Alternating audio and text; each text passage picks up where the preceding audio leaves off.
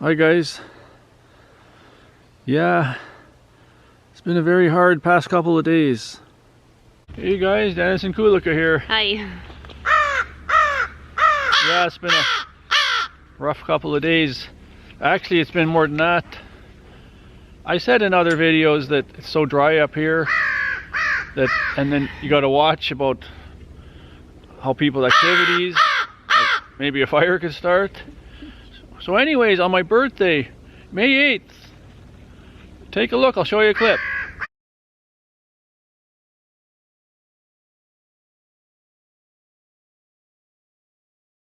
We were going for a quad ride. It was my birthday. It was Thursday, May 8th. And that's what we seen.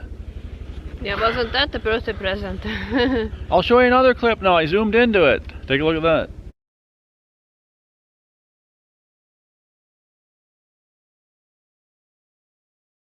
So it wasn't that close, but it was alarming. And then when I zoomed in, I thought, oh no. And at first I thought it was a thunderstorm. It had been so dry, and we've been like my garden is just dry, like dust. Yeah. Like it doesn't, water doesn't, once you water it, it doesn't even soak in. So we were thinking that maybe it's like some thundercloud developing or something. We were hoping. We were hoping, but at the same time it became pretty obvious that that's not really what it is. So it became pretty clear to us very soon what it really was. Yeah, so you know, May 8th had started, and as the days were going by, the sky started looking worse. I'll put another clip in now. This is what we seen about 3 days ago. Watch that.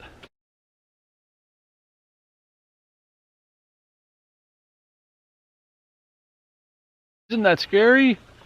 That wasn't the fire there, that was the smoke. The wind was so strong coming from the north that was blowing all the smoke south, but it was very scary looking. Yeah, because one night we went outside and there was like a red glow in the sky. So that was so, I guess we could have taken pictures or film, but we weren't in any mood for that. We were just panicking. We were so scared. We were getting worried because this was such a scary sight. You imagine above the forest. And there's big forest between us and there. So there's lots of fuel, let's put it that way. So, some bird flew by. So, Kulika's dealing with Peach. Peach wanted to say hello. Peach wanted to say hello. So, a couple of days ago, we needed to get some supplies. So we headed into town, and I was a little worried, but we had to get stuff. Like the fires were, there was forest fire, but it was not anywhere near us, so we weren't that concerned. But you know, you're scared of it because if it keeps going like that. Yeah, the scary thing about it was that it was like the wind was right from the direction of the fire. Yeah, then it was growing. It was growing at such a fast pace, and it was moving towards us with such a fast pace. So that was so frightening. So we went shopping, but I told the neighbor, I said, I know nothing's going to happen, but if there was ever anything here that they started giving some alert to evacuate or something, could you get our animals out? And he said no problem. He's farming in the area, and he said they got to get the seeds in, and they're working hard, and they know about the fire, but you still got to live your life, and if you don't do it and then nothing happens, and then you have no crop. So he said no, I will go get them if I have to. So we came back later that night, and the other neighbor sent a message, and what did she say, Kulika? She said that they will be coming in the morning to set up sprinklers. No, wasn't that scary? but also she said in the message they're packing a bag and they could be leaving at any minute. Are you guys getting ready? And we didn't understand what. No, we didn't know that. She said that first she said that asked, are you guys preparing for fires? That they are packing just in case if we have to evacuate overnight. So it sounded like someone might come at 3 in the morning and knock on our door and say you have to get out in 2 hours. That's what it sounded like.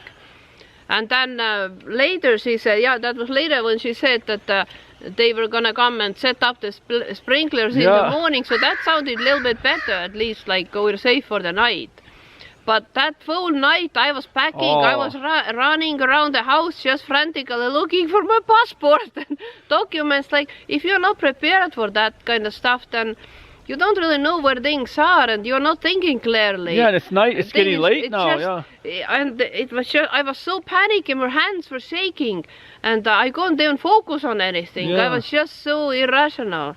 It was just so scary. And like, we haven't even, because since we sold our Saskatoon house and we moved in here, we still have some of our things in boxes. We haven't even unpacked everything. Yet, And I have such albums and pictures and my dad's and slides.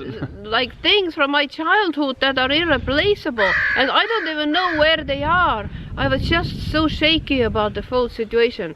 And it took for a while. Finally, I managed to compose myself and started thinking rationally. But first reaction was I was just running around, like totally without any orientation. So yeah, it was a very tense situation, and the poor birds, they don't know any better. But we were all together, and we were going to all leave together. So.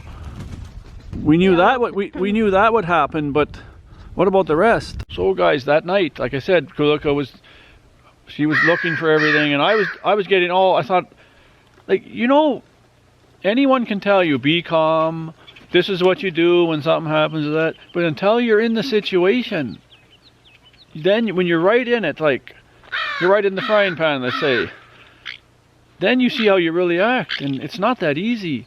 I started thinking, all the memory cards, our hard drives, the cameras, you get all these things, documents that I had, never mind what Kulika's looking for. I got documents of other things, I got certificates and other things that I can't replace. And we have so much stuff that's totally irreplaceable. Like so I'm the full previous life and history, and you don't even know where it is, so it's just...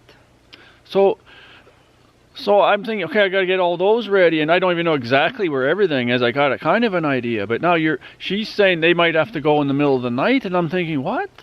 Like, I didn't know it was that critical, but the winds are shifting. She said the winds shifted, and they don't like the way that the winds are, and they're saying we might have to leave. But also, then you're thinking, where are we going to go? I'm thinking. Then I got the cars ready. I started putting stuff in the cars, get it ready in case, because why do that and then all the other things. So it's getting late now, and I'm on the computer looking for accommodations. I'm looking through places, and it's midnight now or something. Well, and we're in a unique situation. We're not the typical husband and wife come and check into the hotel, and we might have a dog. We got birds, we got cats. That is 9 of us. Our family has 9 members. Yeah, wings, legs, and paws, Like, now it's middle of the night. Who's going to take all that? They might not take cats. A lot of places I've contacted when we tried to go holiday, and they don't want cats. Yeah, well, what we would have done, we would have just got all 9 of us in the car and with stuff as much as we could and just hit the road and then sit in a car to figure out what we're going to do next. That's what we would have done, but it would have been a very bad situation. So I said, I got to go to bed. I didn't find nothing, so I have to go to bed. So then I go to bed. I rolled all night. I kept waking up. I had nightmares. I'm thinking, what am I going to do this? What about that? What about... Then, when is the guy with the sprinklers coming in the morning? And, blah, blah, blah. I managed to sleep pretty good. So I did some major packing and packed my suitcases.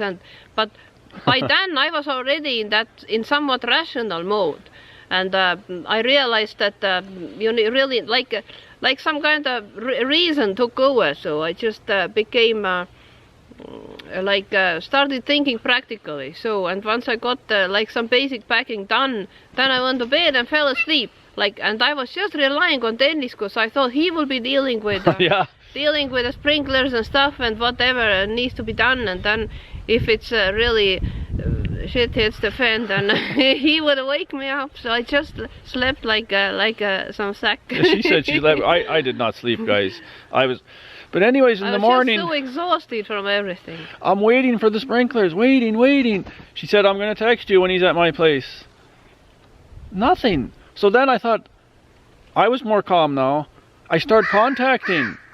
Now I'm going to find, we should line up somewhere to go now, maybe. So I contacted a real estate agent. And I said, I'm contacting you since you know people and you maybe some people that have properties that they could rent. And line that up. He sent a message back saying, yes, there's places that could be rented. So get back to me when you know more. Then I contacted an acquaintance from about 4 years ago, actually, in this area, not right here, maybe 50 kilometers from here, 30 miles. And I told him about the situation. Does he know any places? He says, you guys can all come to my place. He has a farm, like way bigger than our farm. He has, yeah, well, 9 of us. He knows exactly how many of us. He has 360 acres. He said, you can stay with us, no problem. And he said, I have a truck and trailer. I can send, you want me to send it? He says, we can start packing. And I thought, I'm not even ready yet like that way. Then I said, we have a quad. I just bought a quad last year. I don't know where to put it. We can deal with it, he says. And I thought, what a wonderful person. I wasn't calling him asking this. Yeah, it was so amazing and such a relief, and just made you feel that you're not alone. He said they were worried about the fires too, and then they put that fire out where he is, and their situation got better, but he knows about our situation. He said, no, if you gotta go, you have a place to go. So now I was starting to set all these things up. And then our other neighbor, I told him, he said, I have a sea can on my property. Bring the quad, we'll lock it in there with my quads. So now we were getting help. And one of our loyal YouTubers, they even offered help to help us. You imagine? That's just incredible. You know. Thank you so very much. I'm not going to mention the name of the person. We really appreciate for privacy, but you know who you are, and thank you very much for offering your help. That's very kind of you. Thank you so much. So, you know, I can't even explain how grateful we are. Yeah, there really are some wonderful people out there that they understand when people get in a situation that, you know, they offer their hand, you know, and that's priceless. I wasn't even asking that guy, can I come and stay at your place? I never would say that. I don't even know him that well. And he said that from the kindness of his heart and his family. He just spoke for everybody and said, you have no problem, you can come here anytime. So after I lined up all that help, the neighbor sent a message saying that they're not going to come and set up the sprinklers due to the situation has improved. And they said there's other areas that they got to go deal with. But we were happy to hear that, and I calmed right down and I felt so much better. And you know, it just changes your rationale now. Like now you can think much better because you're not in that panic mode, and those things were all set up. And now that, I mean, it doesn't mean that it wasn't still coming, but it's controlled. And the weather's been so cold. Actually, the last couple of days have been really cold, and they said that's very helpful. The colder, the better. It's really slowing down the fire, and they're getting a handle on it. And yeah, even though there is no rain, there hasn't been any rain, and there is no rain in the forecast for the next 2 weeks. So this is just so unfortunate. But at least it is cold, so at least and that's good. All the fires are human caused, and some of them aren't just because someone threw a match down. They said there was equipment failure. So I don't know what that would mean. Maybe some diesel generator or something shorted out and it started a fire. Then some tree fell on a power line, that started a fire because it's so dry. And then there's some suspicious situations they're investigating. So you have a little bit of maybe someone deliberately did something, and then you got machines failing, trees falling. That happens. And it's so dry. It's just dry. There's been no lightning. They can't say not one has been started by lightning. Like other years, they'll say the lightning strikes. There has been none of that. We haven't had any rain since the snow melted. So. Yeah, April 30th, the snow is all gone here, and even before that, it was as the snow was melting, there was nothing.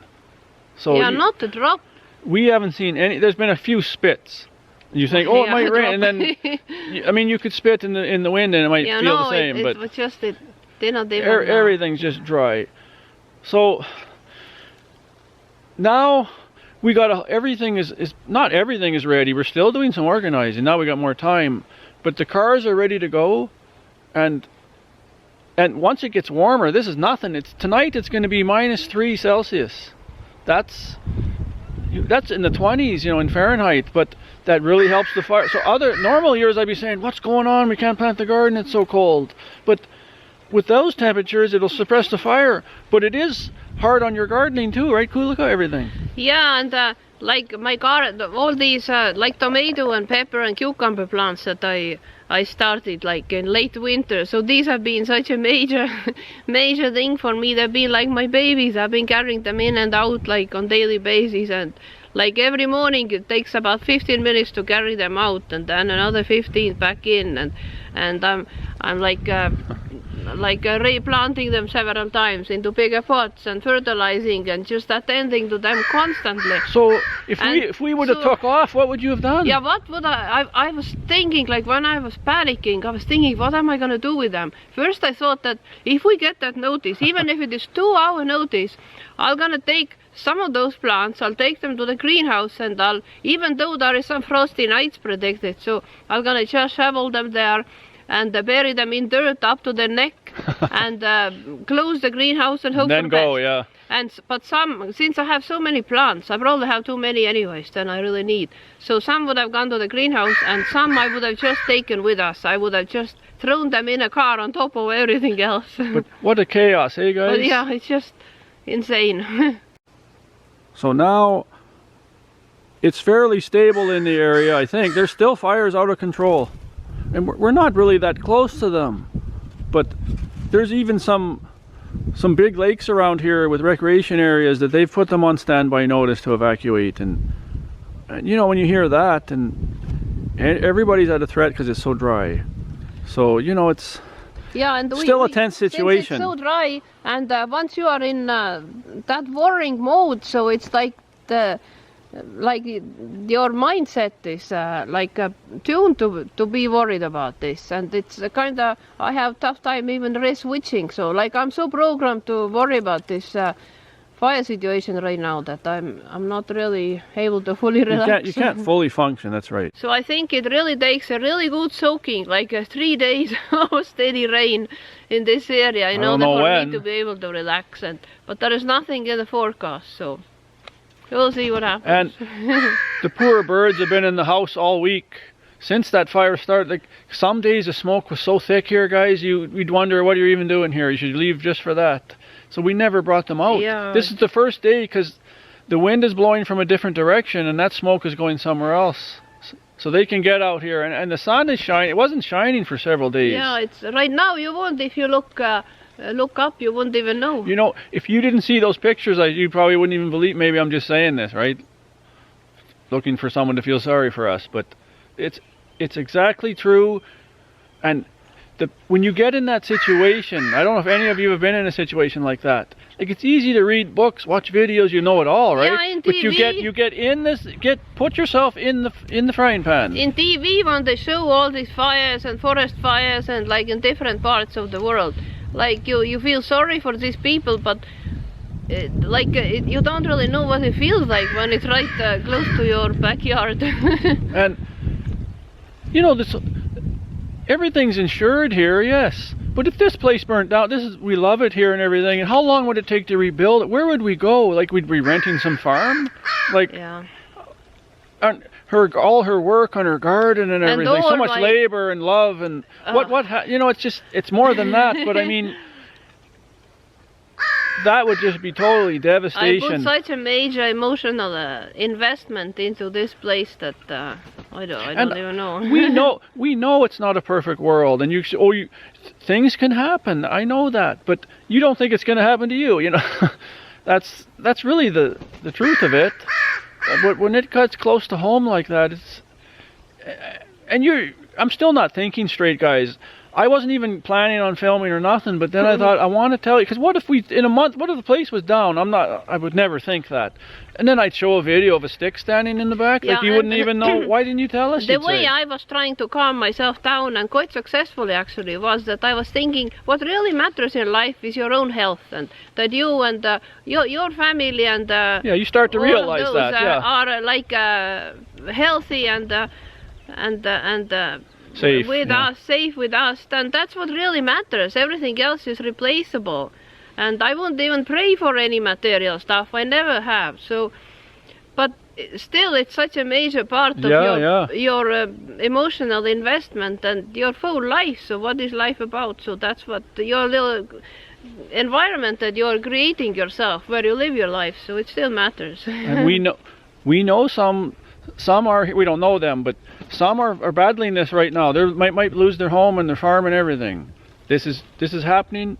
We can hear helicopters even in the distance. They're still actively, from bird went over my head, they're actively fighting these fires. But the cool weather is the biggest factor, they're saying, because there's no rain. And or they burnt everything down in its path already. So that's why they're getting more controlled, because there's nothing to burn there. And now they just got to keep them from advancing. Yeah, the birds and Cassie and Sonny Boy would be all with us, and that's the main thing. And if we had to sleep in the car in some field somewhere, we would. But nice to get those wonderful offers. So guys, we were long-winded today, but it was important for us it felt like there to was share so this much with to you. say. That night we were really worried. We thought we're going to have to leave, and then what are we going to do? That's a real, and it could happen still. It's still dry as sand around here. Just that we're more prepared now. And they say as dry as anything is, like firewood in the shed, it's not going to light on its own. So if you're careful and something stupid doesn't happen, you'll be all right. But it doesn't last forever. We're going to need rains eventually, right? Yeah. That's some good soaking is what we need. So that's the only thing that would make me feel more relaxed. So give a big thumbs up if you enjoyed this video. And I want to thank again, I don't think the person who's will be watching this video that offered us to come to his farm like that with his family, that I seen 4 years ago, and I've chatted to now and then over the 4 years, but we're not really friends, or we get along well and everything. We don't have no animosity between each other. But I never thought he would offer his home for us. So thank you very much. Thank you to everybody who has offered their help and support to us. And the wonderful subscriber of ours that offered financial assistance. Thank you so much. I hope I don't have to ever ask for that, but thank you so much for that. It just feels so good that you are like somebody's thinking of you. Some helping hand. Like just the mere knowledge, it just means so much to us. Someone putting their hand out and saying, please take it. That's... Yeah, thank you. I'm going to end the video here, and we might not film for a while. I don't know. I'm still not comfortable to just talk about trivial things, and I don't know. Hopefully we can start in a couple of weeks and say, it's raining, it's better out here, the fires are nowhere around, and hopefully we can say that. But they said still be prepared. There's still evacuation readiness alerts. Like, be ready to leave when they tell you. So it depends on hot weather, winds, and human activity. So see you in the next one, guys. See you. Thanks to everybody. Thanks again, and see you soon.